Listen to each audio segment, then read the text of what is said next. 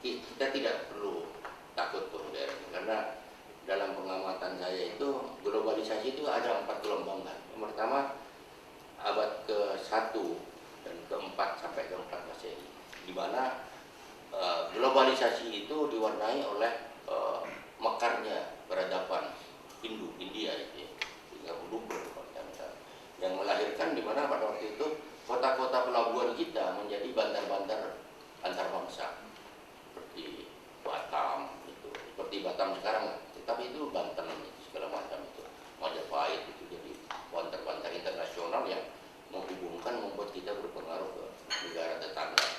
Nah, kemudian abad 13 datanglah gelombang globalisasi kedua untuk penyebaran agama Islam. Yang ketiga abad 18 kolonisasi Belanda oleh VOC dengan kapitalisme perdagangan, kapitalisme merkantil yang merubah wajah kita, dan terakhir globalisasi yang dibantu oleh Amerika sekarang ini. Kita mengalami itu semua, jangan takut ya. Karena itu kalau Anda belajar dari musik misalnya ya, lagu-lagu Indonesia itu ya, lagu rasa-rasa saya itu kita sudah lebih modern dari bangsa Jepang.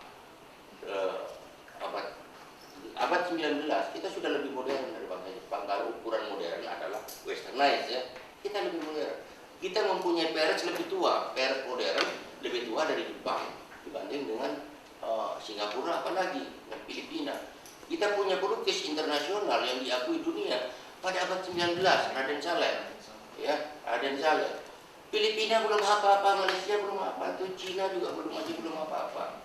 Tetapi sekarang menjadi terbelakang, ini menjadi masalah. Menjadi masalah. Kita menjadi pionir dalam kesusastraan juga tidak begitu. Abad 19 itu sudah lahir yang namanya Hamzah Pansuri itu segala macam itu. Nah sekarang kita jadi ekor saja. Film-film kita tahun 60-an itu merajai di Asia Tenggara itu Pak.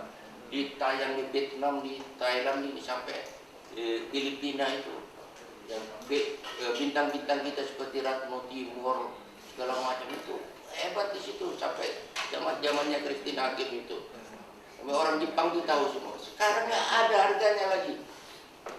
Musik-musik kita juga begitu, Bengawan Solo tuh waktu di Jepang itu segala macam itu. Nah, ini bagaimana mentalitas semacam ini mengembalikan itu menurut saya. Yang mungkin kesalahannya sejak di bangku SD ya Pak. Tapi saya kira kita harus mampu mendidik anak-anak didik kita supaya tidak manja gitu. Hukum pertama hukum alam, kemudian hukum kodrat manusia, melahirkan ilmu-ilmu humaniora seperti antropologi, psikologi, dan segala hukum kodrat pada manusia, kodrat manusia bermasyarakat. Ada hukum sejarah, makanya melahirkan ilmu-ilmu yang historis gitu, sifatnya ya, hanya bisa diambil dari aturan sejarahnya, dan hukum Tuhan melalui hukum agama itu.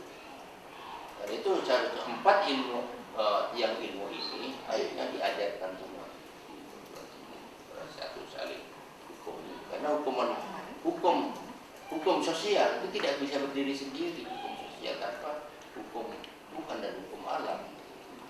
Manusia ini kan merasa memilih. Siapa bilang memilih? Saya jadi profesor di sini nggak memilih, dipilihkan oleh nasib kok.